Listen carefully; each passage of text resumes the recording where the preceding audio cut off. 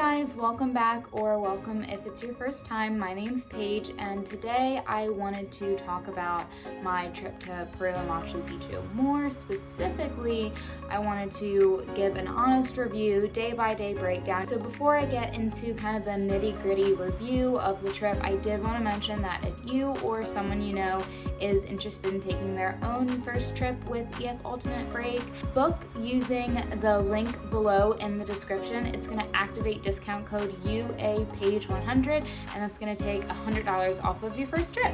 When we start out this trip, I did bring 600 USD. We exchanged money ahead of time because I just think it's easier. I don't like having to deal with ATMs or anything like that. I will say, I think $600 was enough, but I do think I would have been more comfortable with $700. I wouldn't have had to be as quite tight, worried about budgeting. You need to budget for tips, people. It really irks me when people spend all this money and then say, oh, I spent too much, I can't afford to tip my tour director. They do so much for you. Tip your tour director, okay? And what EF recommends, in my opinion, and a lot of people's opinion, is not enough. It is a minimum. Tip them. That's all I can say. Alright guys, so I just wanted to start off by being super honest with you, and I just want to let you guys know this actually wasn't my choice to go on this trip. This was my husband's choice. He really wanted to see Machu Picchu. I chose, Thailand last time, so he was like, I'm going to choose to do Machu Picchu and Peru for our next trip. It was also a trip over New Year's Eve, which is something that my husband and I were both really interested in doing, spending a holiday out of the country, especially because in Peru, New Year's is a really big celebration. It's really fun and important, and we're not big New Year's Eve people, so we were like, you know what, maybe we'll have better luck in another country. So anyway, I'm really glad that he did choose this trip. One of the reasons I was very much okay with going on this trip is because I've heard some rumblings that since, reopening after 2020, Machu Picchu has just been getting really run down and destroyed because of the huge influx of tourists, people just not treating it super well, and just normal wear and tear from having so many visitors visit every year. I was like, I don't want to chance it getting closed or getting more difficult to get tickets or anything like that. So I was like, yeah, let's do it. Let's put that more on the forefront from what we're used to. And it would also cross off another continent for me and my husband. So all around, it was just a good idea to go, and it was something different. So let's start off with day one. So the first day, of course, you're flying to Peru. We flew from North Carolina to Miami, which was, I think, a 3-hour flight maybe. And then we had a 7-hour layover in Miami. I'm not gonna lie, that was kind of rough. We took our time. It was nice that we weren't rushing to make a connection or anything. So that took some stress over it, but it was kind of annoying, especially when we figured out that there was another flight going to Lima that actually had some of people in our group on it, going to Peru at 4 p.m. instead of 7 p.m. like us. So we couldn't switch, unfortunately. We tried. We weren't able to because of the booked flight. So that was kind of annoying, but like I've said in the video talking about whether you want EF to book your flights or not, we did give them, full reign for whenever they were gonna book our flights. I will say that our flight was the day after Christmas because it was a New Year's trip, and the flight was at 8 a.m. That was pretty early. We weren't necessarily expecting that because we were not thinking we would have a 7-hour layover. We contacted EF. They were super great. They looked into being able to switch, but because it was a high travel holiday time, it was gonna be $2,000 to switch our flights. So we didn't do that, and we just sucked it up, and it was what it was. And so anyway, so we went into Miami. We had a 7-hour layover. We ate, we relaxed, we kind of explored the airport. Honestly, I didn't think it was that bad. It took a lot of that stress off. And then we flew from Miami to Lima, Peru.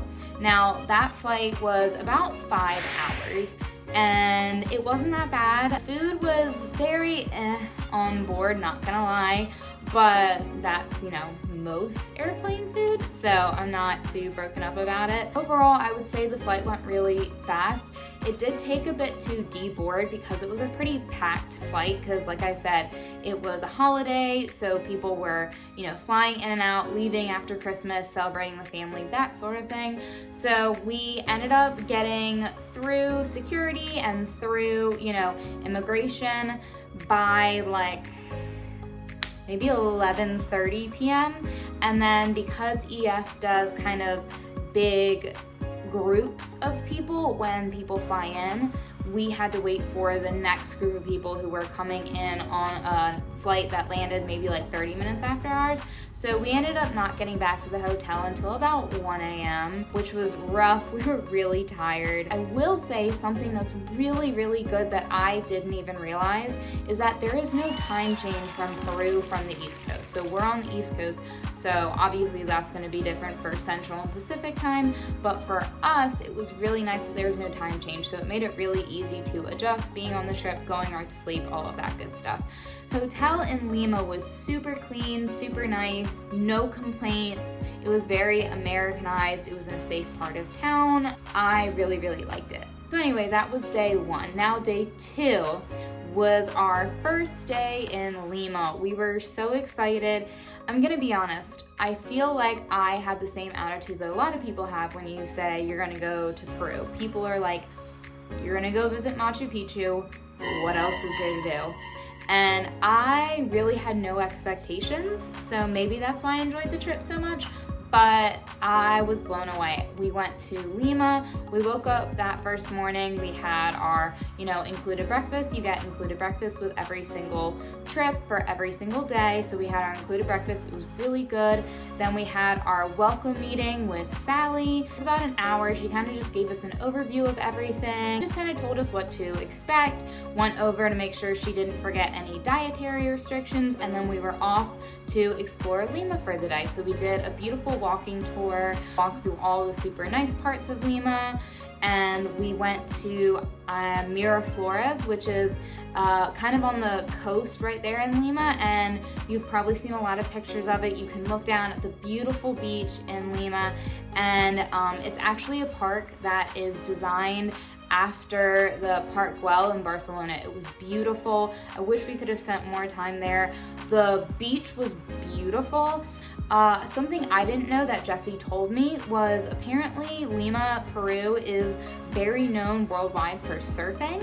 So if you have free time in Lima, that's something that you can absolutely do, is take a surfing lesson. We didn't do that, but I thought that was really cool and something I wasn't aware of. So after we did that, we walked through the city. It was beautiful. Something I was really surprised about is I'm not a city girl, but Lima was really clean. It didn't smell like a city normally does. It was really clean. I enjoyed it. After we did our walking tour, we went to Cat Park, which it is a park that used to house like hundreds of cats. And then during COVID, they rounded up all but 17 cats to be adopted, take to a sanctuary, all that good stuff. But 17 cats absolutely would not come down from the trees. So they left them there. They populated. Now there's about like between 50 and 100, I think. And you actually will get fined thousands of dollars if you try and leave another cat there. So that's not like a dumping ground or anything. People are very respectful of the cats. So anyway, we looked at that. We did kind of an icebreaker group activity. Wasn't my favorite, but who likes icebreakers? But we had a pretty small group. I think there were only like 30 of us. So it was really, really nice. So then we had lunch. Our tour director gave us a couple recommendations. We tried our first pisco sour, which is the alcoholic drink of Peru. You have to try it. It sounds weird. Honestly, don't look up what's in it because it sounds gross. They're so good. Lime is like the regular one. My favorite was passion fruit pisco sour. Highly recommend. So anyway, we had lunch and then we hopped on a bus with a local guide and we went to their local archaeology site. We learned about that. Then we drove a little bit more on our private bus and went to Old Town Lima, where we got another beautiful walking tour. We saw, the president's house, the huge town square, the big sign that says Lima. We also went into the catacombs there. Super cool experience. Even if you get a little claustrophobic, it's pretty bright and open, all things considering. Then again, this is my first catacombs experience, but I don't like tight spaces and I didn't feel super weird there. So anyway, that was really cool. And then we hopped on our bus, we went back. We had a quick 30-minute time turnaround. Jesse and I took speed showers because we were sweaty and gross, because actually their seasons are opposite of ours. So this was the beginning of their summer season, so it was warmer. It was about 75 maybe, so it was beautiful, but being in the sun after being in the United States and it being cold, it was just a lot. So we took a quick shower, we changed, and we went to our welcome dinner. The welcome dinner was delicious. Of course, it was 3 courses, appetizer, main course, dessert. You got a couple alcoholic drinks in there, you got water. It was great. And that was the end of day 2. Really enjoyed it. I really enjoyed Lima, and the next day we were going to wake up and head to Cusco. All right, so day 3 for the Peru Machu Picchu adventure for New Year's Eve 2023. The 3rd day of our trip, we woke up, we packed up, and we got on our private bus to go to the airport. We were taking a domestic flight from Lima, Peru to Cusco, Peru. Now, I will warn you, there's an altitude change. It changes pretty intense, but it does change. You do feel it. Some people adjust it quicker than others. Your tour director is going to help you make sure you're prepared. So we made sure that we were super hydrated. We had liquid IV, which we were told to bring ahead of time. We had cocoa leaves to chew on, which is a natural remedy down there. We had ginger chews, that sort of thing. So I will warn you, you land, you feel it a little bit on your chest, but your body adapts pretty quickly. Mine felt better within about 30 minutes. Jesse had a little bit harder of a time. He had a bit more of a headache. I would say within 12 hours, he felt okay. By the time we went to bed that night, he was okay. So anyway, we landed in Cusco, and then we got to our private transfer from the airport, and it was only from the airport to our hotel, maybe 15 minutes. So we drove there, we checked into our hotel. Our hotel in Cusco was a good location. We didn't have any issues with it. It was clean. I will say some people said that they had issues getting hot water. We did not. Some people did, but people said that they went down to the front desk and told them their room number and that they were having issues, and then it was fixed. So I don't know what was going on with that, but if you stay at this same hotel and you don't get hot water, might as well try this, right? And then we went out for a little walking tour of Cusco. Sally, our tour director, pointed out, several things that we were gonna see in the upcoming days, and then we all went to kind of the main town square. And we had about 45 minutes to if you want to grab a bite to eat, do some shopping, all of that, and then we were gonna meet up to go see something else. So we got some gelato. This is where we got gelato. It is incredible. I can't recommend it enough. Favorite gelato, so good, but I'm also a big sweets person. There was a McDonald's, I know that's super American. There was a Starbucks, there was shopping, there was great people watching. I really like the gelato shop we went to because you can go up to the 2nd floor and you can look out on the balcony and watch people watch the main square. That was really, really fun. I enjoyed that. And then we met up with everyone. So once we met up with everyone, we paid 10 sols. So I don't remember the exact conversion, but it was less than 10 US dollars. I think it was 2 USD-ish.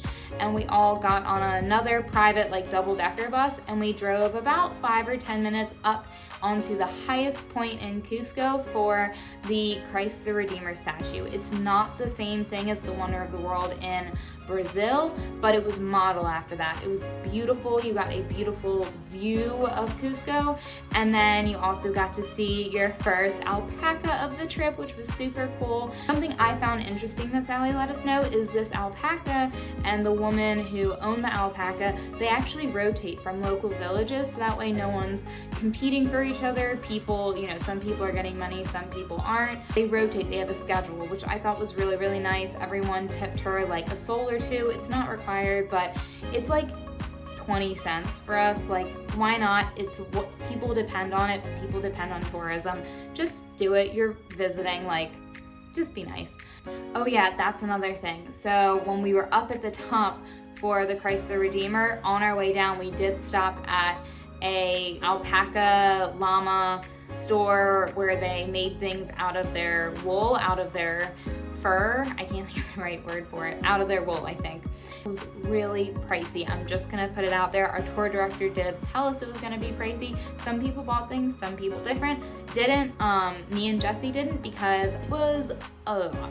I'm just gonna say it plainly. It was expensive. The stuff was beautiful, but they also teach you how to recognize like fake alpaca stuff and real alpaca stuff, so that is helpful information. Anyway, so we did that, and then Sally gave us a couple different recommendations of places to eat. Most of our group decided to go to this Italian restaurant. We actually ate there twice. It was so good. I can't recommend it enough.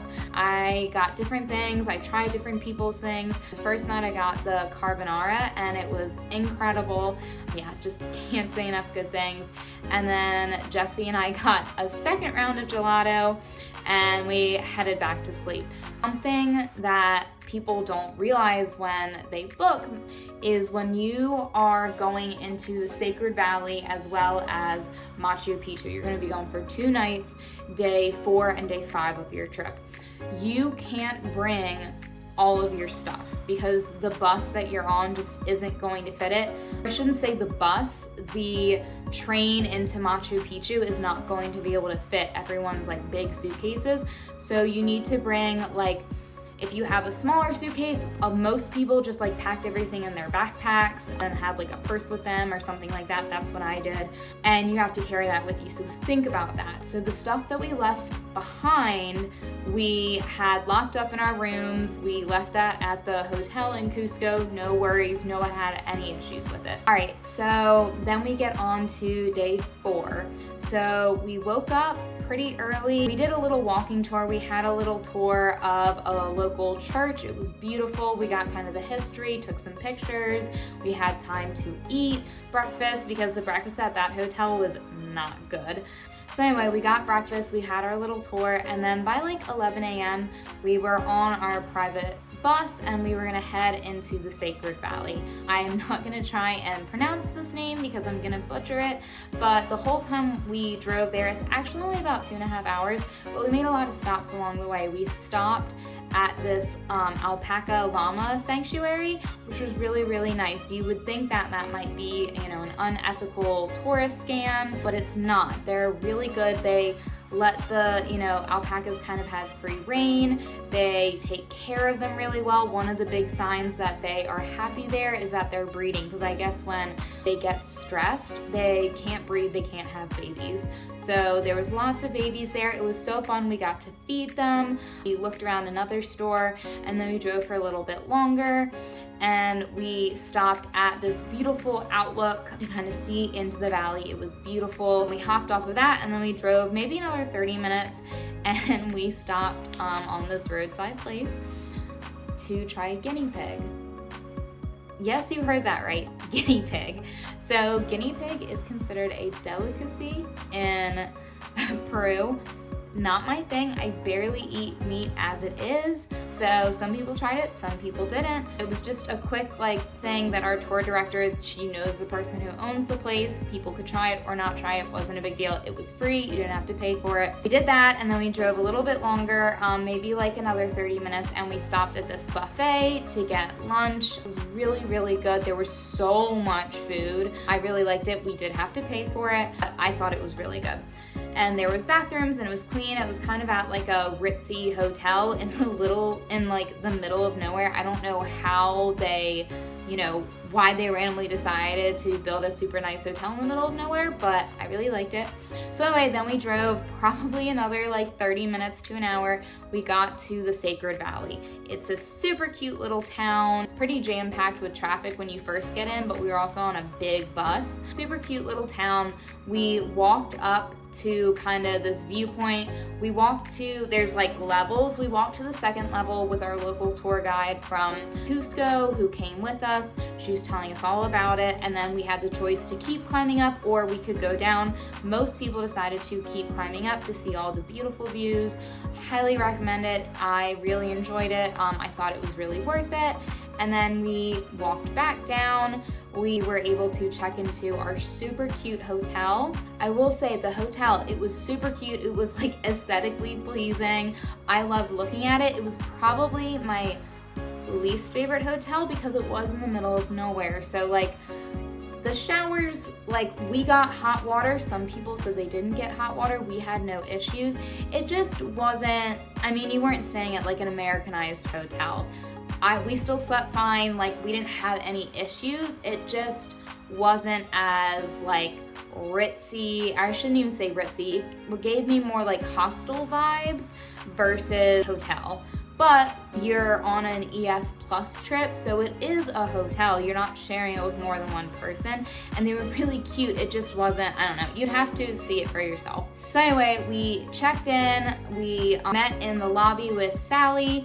She gave us kind of a breakdown of what to expect the next day going to Machu Picchu, and then we went to have a quick drink with some other people on our trip, and then we all went with Sally to a restaurant down the road for an included dinner in our trip. The food was okay, wasn't my favorite, but it was included, it was free. So day 5 of our trip, when we were finally headed to see Machu Picchu.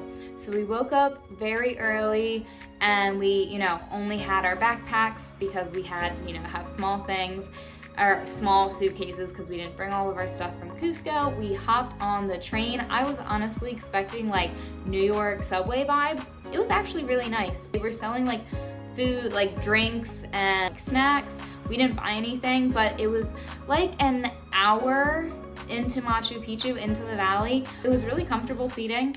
So we got there, beautiful views, and we get into the city of Machu Picchu. Now, our tour director warned us, it is a pretty poor area. They depend on tourists. So she made sure to point out where to eat. Don't eat at any of the like food stations that are really close to the train station. They don't get enough customers to rotate food enough. So a lot of the food isn't stored properly and it's past their shelf life. So it can make you really sick. So that's something really good to know. Anyway, so we got there, we walked to our hotel, which our hotel was literally looking at the train. You couldn't hear it or anything, but it was like a 2-minute walk. Super nice hotel. I think it was a Hilton. We really liked the hotel. It was really nice. We were so tired. So we dropped everything and then we headed out for our first trek into Machu Picchu. To get into Machu Picchu, you can walk up the mountain. We took a bus, so don't worry about that. You take a bus up to the entrance of Machu Picchu and then you go into Machu Picchu. Now, because of timing and the holidays and everything like that, normally the sunrise hike, you're going to the hike that we did on the first day.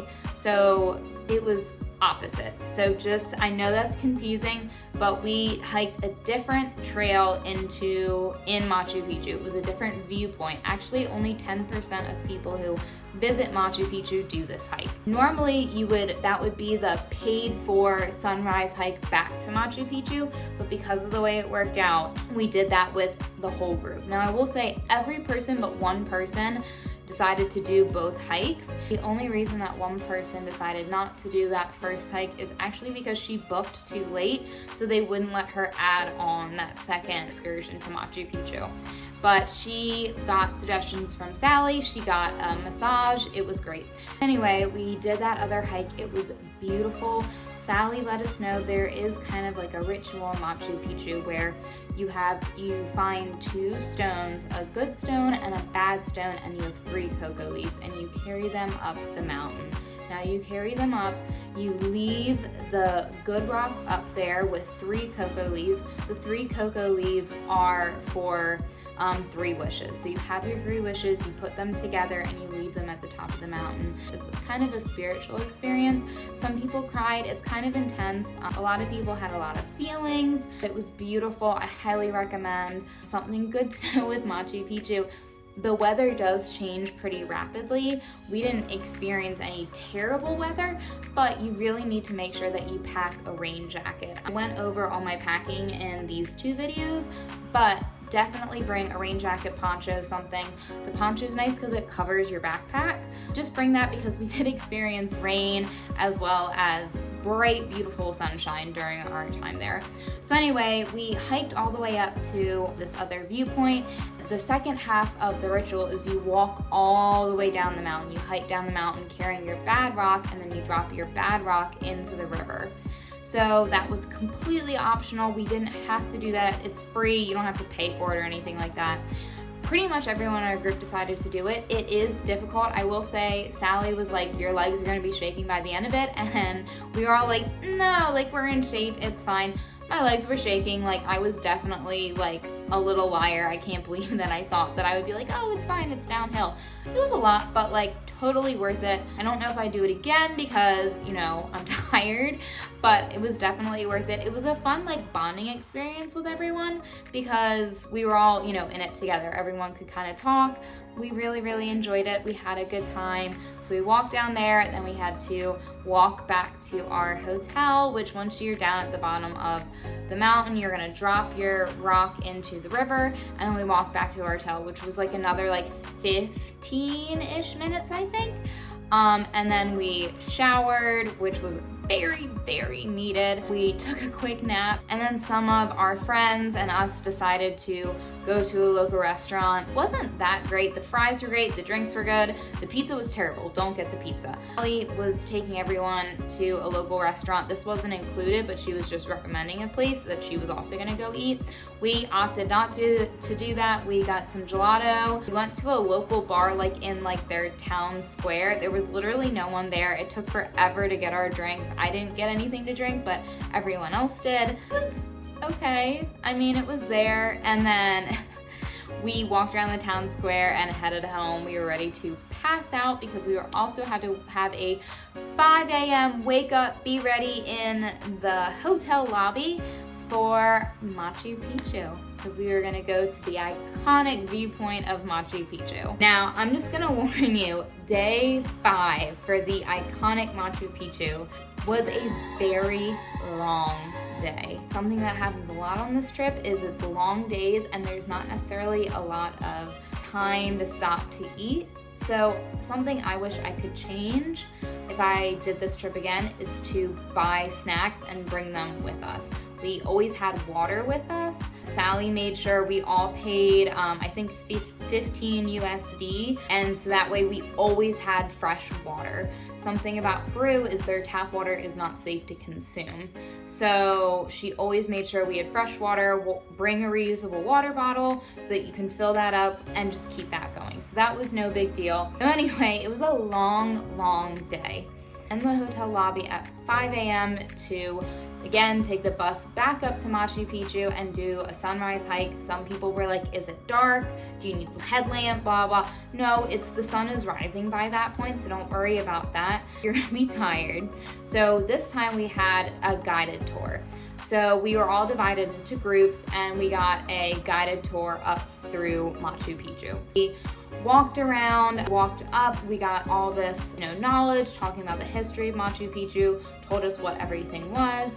And then we had about an hour at the top for pictures. And that sounds crazy, but there's so many people. You're kind of gonna need it. You get to just take it in, like you're not rushed. It's really nice. And then you have about another hour and a half of like walking and touring and getting history and all that. I'm not gonna lie to you, by the end of it, you're like, I'm so tired, and you were so ready for a nap. I don't blame you. I will say, at the entrance of Machu Picchu, there is like a couple, there's like a quick cafe, there's a restaurant and the hotel at the top of the mountain, and then there's also a gelato shop. The gelato is so freaking good. Highly recommend that, and it tastes great after hiking for a long time. We did the whole tour. It was beautiful, but we were so tired. Then we took the bus back down. We didn't walk this time. We took the bus back down, which was an optional on the day before, but we wanted to do the ritual hiking thing.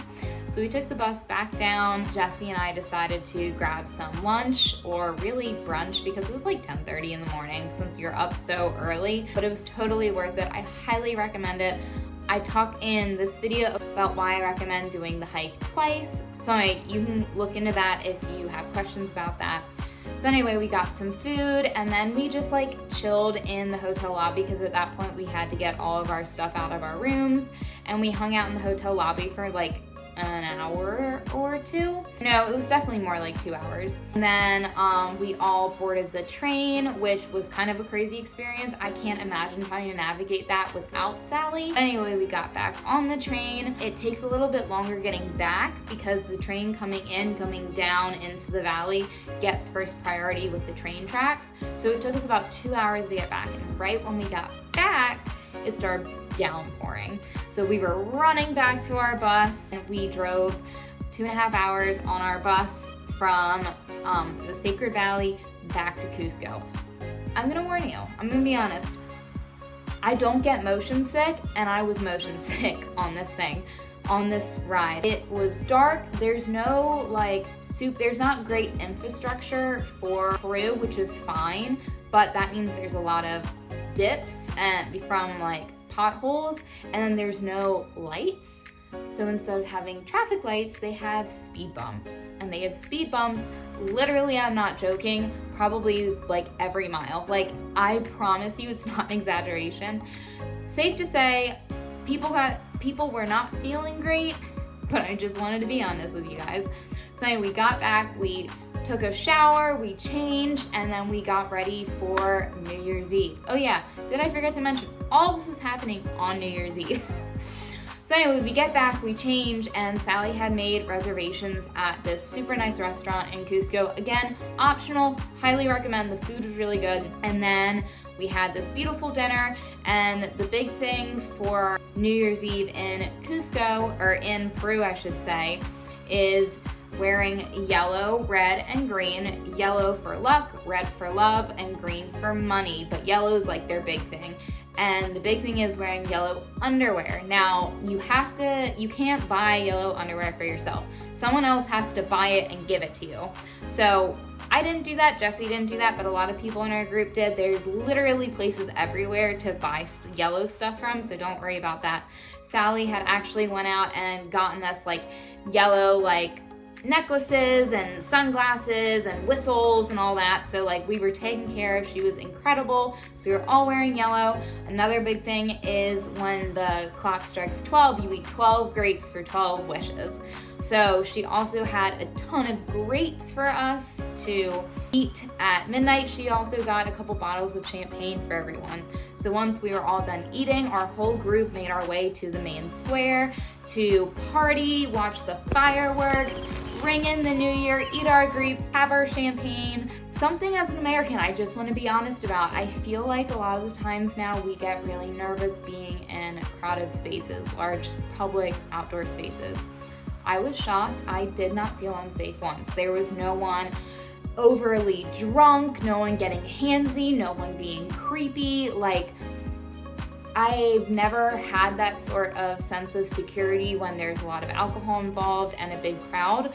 I don't know what it was, but everyone in our group agreed it was crazy. There was no weapons, it was really nice, something I really appreciated. So anyway, after we rang in the new year, at that point we had been up for like 21 hours, and there was like a Irish pub at one of the corners, and we were like, we're Americans, let's just go out for like one drink at the Irish pub. Don't ask me why we went to the Irish pub, but we were like, that looks fun. So we went there, it was a great time, and then we had some other people come out with us who knew local club owners, so then we went to another local club. Anyway, we were up for about 25 hours.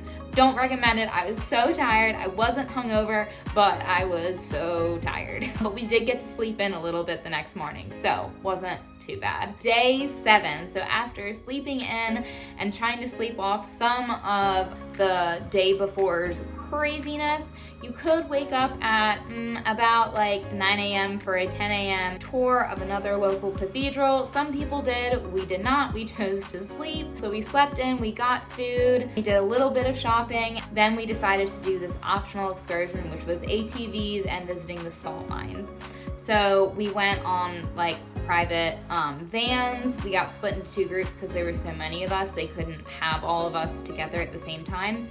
We went to this local ATV shop. I would say it was about an hour and a half drive, I think. That the driving every time else except for going from the Sacred Valley to Cusco was fine. It was just that night. Anyway, so we drove there, we did ATV tours, they teach you how to use them. I was super nervous because like, I'm just clumsy, I'm not great with that stuff, and we did fine. We were ATVing, we got to see lots of local communities, animals. We stopped to see a really pretty lake with some like very American like picture opportunities like these. Don't ask me why, but I was like, oh, you know who you're selling to. So anyway, we did that and then went to visit the salt mines and a local salt factory. We got to taste salt in chocolate and different seasonings they made with the salt. It was super, super cool. We bought a bunch of stuff because like I love salt. If you know me, you know I love salt. So the two groups traded off. So someone went ATVing first and some people went to the salt mines first. We did ATV first. So when we went and visited the salt mines, it was super cool. Pictures don't do it justice. You'll learn about the history. We really liked our local guide. And then we drove back to the hotel. So we went back to the hotel. We were all so exhausted. We went back to that pasta place we went the first night in Cusco. So good. This is a huge reason why you need to be nice, be good, be kind to your tour director. Our tour director was incredible. Sally, sing her praises 10 times over, but we would tell her like, hey, we want to go back to this place. And you know, it was a big group of us. There was like 8 of us. And she'd be like, okay, no problem. I know the, person who owns the restaurant. I'll call them, get you in reservation. Otherwise, we would have had to wait for at least like an hour or two. We got right in, seated. It was so good. And then we got more gelato because why not? And then we headed back home back to the hotel to sleep because the next day was a 3 a.m. wake up call to be in the lobby by 4 a.m. and we were going to go to Rainbow Mountain. All right, so day 8, Rainbow Mountain. It is something that I get so many questions about, and can you do this and this and that? Yes, we did Rainbow Mountain. Do not book this tour ahead of time. It's more expensive. I looked it up on Viator and Get Your Guide. It's more expensive. We paid $90 a person on those things. It's anywhere from $120 to like $175 per person. Your weather changes a lot, as I explained. Weather in Peru was very up and down, so you don't want to make that decision until like the day before anyway. Your tour director is going to arrange everything. It's just a whole lot smoother. Just don't do it. Just let her take care of it or him take care of it. So anyway, we drove there. It's a 3-hour drive. So we woke up super early. We kind of slept. My husband and I had read Fourth Wing. He'd never read it. So we had it on audiobook for him to listen to, which helped pass the time. So we went, after about an hour and a half, we stopped for breakfast at this like local mountainside buffet restaurant. It was okay, whatever, but like it was included in that $90. And then we drove another hour and a half to Rainbow Mountain. I will warn you, our tour director kept saying, Rainbow Mountain is hard. Like, absolutely do it if you want, but I'm just warning you, it is more difficult than you think. Like, anyway, once again, I was like, I'm in shape. How difficult can it be? Like, it's literally like just over a mile hike. Like, it'll be fine. It was so hard. Like, literally the most physically demanding thing I've ever had to do. It was 17,000 feet in the air of elevation. It was insane. Like, it's something I really can't describe unless you've experienced it yourself. It's a short hike, but the altitude sickness was so rough. It was so difficult. And I'm in shape. Like, I work out, I do strength training, like I eat pretty well. It was so difficult. So I'm just warning you, it was worth it. I can't believe I did it. I love being able to say that I did it, but it is very hard. So take it from someone who really thought that people were exaggerating. I'm not. So anyway, we did that. We hiked up. It was incredible. I honestly did not think I was going to be able to finish. It was a lot, but we finished. It was incredible. Something worth noting, you do have an option to take horses up and down. don't do it. They do not treat the horses well. We saw so many horses with cuts, or the eyes were, definitely infected. They were very, they were bucking against people who were trying to walk them because they weren't happy to be there. They were clearly overworked. Do not use the horses at Rainbow Mountain. Just don't support that animal tourism. Did that, we spent time there, and then we drove back. So we drove back, we stopped at the same place we did for breakfast and have a lunch buffet, which was better than breakfast. And you're so tired at that point, you're just shoveling food into your mouth. And then the next hour and a half back to the hotel. We were back at the hotel by about 2 p.m. We got back, we showered, we took a nap, and then we did the pisco sour workshop. So we showered. Jesse really wanted to have food before we were drinking because pisco is very strong. It's the type of alcohol, I mentioned it before, but anyway, we were like, yeah, let's run, get McDonald's because it's right by where we were gonna meet Sally and the rest of the group to do the optional EF pisco sour workshop. Honestly, I wish we hadn't because there was food at the pisco sour workshop. We didn't realize there was going to be, but there's so many appetizers there. You really don't need food because they bring you so much. So don't worry about that. The Pisco Sour Workshop was really cute. You get to taste different types of Pisco, and then you get to make your own Pisco Sour. I don't know if it was worth $50, but I think if you book it out early enough, it's $35, $40. I think it was worth it. It was cute. It was fun to be able to say you made that, authentic, it's nice. And then we walked it was 3 doors down from our farewell dinner spot. So then we walked down to the farewell dinner spot. We had our farewell dinner, again, 3 courses. We got some alcohol included. We got water included. It was so nice. That was all predetermined. Sally sent us all the options for what we could pick for everything so that we didn't have to worry about ordering when you got there. It was just really very nice. We had a great time. Sally gave everyone one of these little ceramic things. They're super cool because at the bottom there's an opening. You can pour, it's meant for alcohol. So you can pour liquor into it and then you flip it so it's right side up. It doesn't come out the bottom hole, and then you can pour it like a pitcher. Super cool. I don't know how it works, but it was really, really cool. And then Jesse really wanted to get a tattoo with a couple of the other people in our group. They ended up not being open, so we went to a local restaurant, bar place that Sally recommended that she actually knows. The name is this right here, and what's really cool about it is Sally knows the owner. He's a guy who, I believe he worked in some sort of corporate job. Then he was I'm not happy. He moved to Cusco. He opened this restaurant. He doesn't even try and make profit from it because he opened this ginormous nonprofit. He bought this huge, ginormous house so that local girls in Peru can come to this house. They get 3 meals a day. They get secondary education, which is not very prevalent there. They get access to therapists, psychologists, exercise, just everything you can think of. They get access to doctors, nutritionists, so that they can finish out their education. And they all call him Uncle. He's really, really nice. We got to meet him. He's really young. I think he's only 40. It was just really cool to support that kind of person. And we all went to bed because the next day we were gonna wake up and head back to Lima.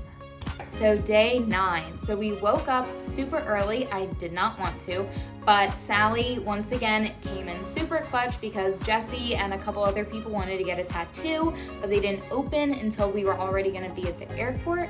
So Sally called her guy and was like, hey, I have some people I'm sending to you. He opened up his shop a couple hours early. We were in there at 7 a.m. They got their tattoos, and then we were all packed and we headed back to the airport. We flew from Cusco to Lima. We had some time in Lima to kill. So we had, I think, about 7 hours. Thankfully, we did have access to a hotel room. So we were able to put our stuff in the hotel room. We went out, we got some food at this I don't remember the name of it. I don't want to butcher it, so I'm going to put it here. But it was beautiful. It's in kind of a shopping center, but the views are so good. The food was really good. Can't recommend it enough. And we just kind of walked around. This was another really cool place that I didn't go to, but I heard really good things about it. It had gelato. I think it might have had waffles or something too. So definitely check this out. It's a good Instagram spot too, just being honest. And we came back, we showered, we changed, we took a quick nap, and then we all got on our huge charter bus to head to the airport and say goodbye and fly home. Overall, I would say this is probably one of my favorite trips that I've taken with EF so far.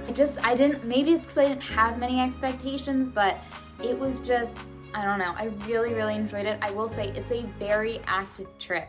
There are plenty of people on our trip who said that they, are not super active day to day, and they still really enjoyed it. So I would highly recommend it. Honestly, I think I liked this trip more than I liked our Thailand trip. I just loved everything about Peru. The people were so friendly.